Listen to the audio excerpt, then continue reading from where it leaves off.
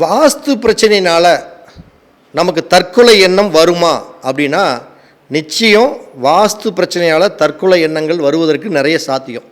இந்த தற்கொலை எண்ணம் எதுக்கு வருது?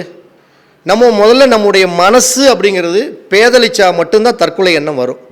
அப்போ மனசு பேதலிப்பு அப்படின்னா எந்த இடத்துல இருக்குது அப்படின்னா, தென்கிழக்கில் தான் மன பேதலிப்புக்கு காரகனான சந்திரன் இருக்கிறார்.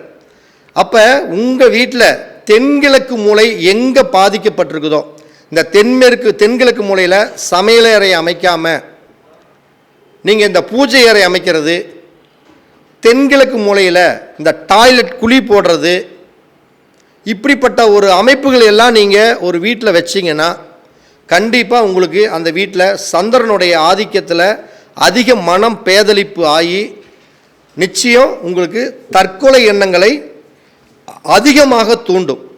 அப்போ உங்கள் வீட்டில் தற்கொலை எண்ணம் வர்றதுக்கு உண்டான இடமே அப்படின்னா தென்கிழக்கு மூலை தான். அந்த தென்கிழக்கு மூலையில் சரியாக பயன்படுத்தணும். சமையல் அப்படின்னா சமையல் மட்டும் அந்த இடத்துல பண்ணி சிறப்பான ஒரு முன்னேற்றத்தை கொடுக்கலாம். இதை தவிர்த்து ஒரு சாமி ரூம்போ, அடுத்தது ஒரு லெட்டின் சம்மந்தப்பட்ட குழியோ, ஒரு போரோ, இப்படி எல்லாம் நீங்கள் அமைச்சிங்கன்னா அந்த வீட்டில் இருக்கிறவங்களுக்கு தற்கொலை எண்ணங்கள் அதிகமாக வந்து கொண்டே இருக்கும்.